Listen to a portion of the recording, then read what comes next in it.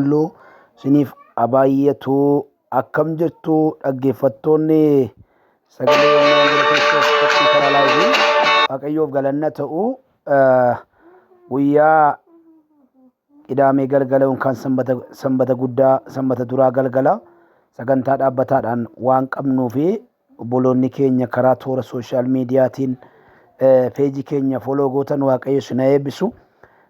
Peejiin keenya akkuma isin argitan peejii qabatamaan peejii garagaraadhaan namoonni isin goomsaa waan jiraniif namoonni yeroo tokko yaadanuun ga'aa jiru. Raajii Misgaanuu kan jedhu nama 1128 kan qabuu fi kana yoo argitan foloo kan jedhu itti bu'aa jechuudha. Foloo kan jedhu itti buutanii foloo gootu.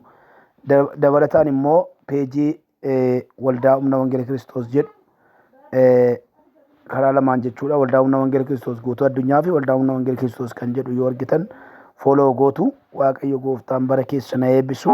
Kanaaf peejii keenya inni sirriin isa kana ta'uusaa hubattanii guyyaa roobii galgala konfereensii irratti warri hirmaattan akkuma jirutti ta'ee akkasumas immoo guyyaa kamisa galgala karaa waasaappiitiin voice chaatiidhaan hin jira.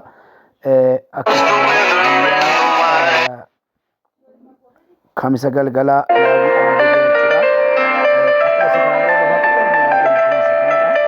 Waaqayyo bara keessa na eebbisuu eebbifamaa isiniin jecha.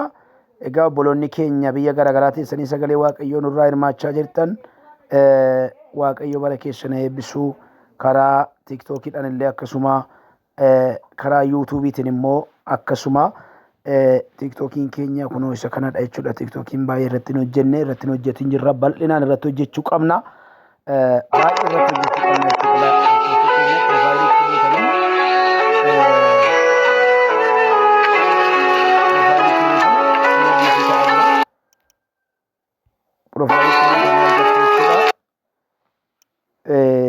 Karaa kanaan foloo gootu dhugabaatiin namootaa asirra gaggalaa jira isa hordofaa dhaggeeffadhaa isiniin jenna. Dabalataan kan amma irra caalmaa beeksisu kanan dhufe yuutuubiin keenya sabiskiraayibii keessan barbaada waan ta'eef karaa yuutuubiitiin yuutuubii keessan naxxanii seentu gaafa yuutuubii keessan seentan serchi baarii irratti maal akkasin serchi gootanii nu argattan irra caalmaa isinii hubachiisuun dhufe jechuudha. yuutuubiin maqaa kanaan jira jechuudha. Yuutuubiin keenya maqaa kanaan waan jiruu fi yuutuubiin maqaa kanarratti jira. Prophet Misgaanuu Toliinaa Dinqaa jedhee jira. Jala isaatti TV humna wangeela Kiristoos jedhee jira jechuudha.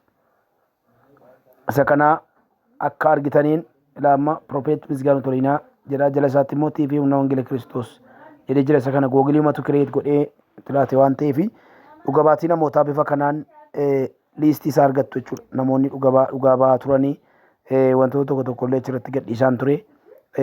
Baay'ee kan isin fayyadu sagalee wangeelaa barsiisii garaagaraa jira. Dhugabaatiin namootaa jira. Seenaatii sabiskiraayib godha. Fakkeenyaaf dhugabaatiin obboleettii keenyaa kuni guyyaa 2 dura kan gadhiifame.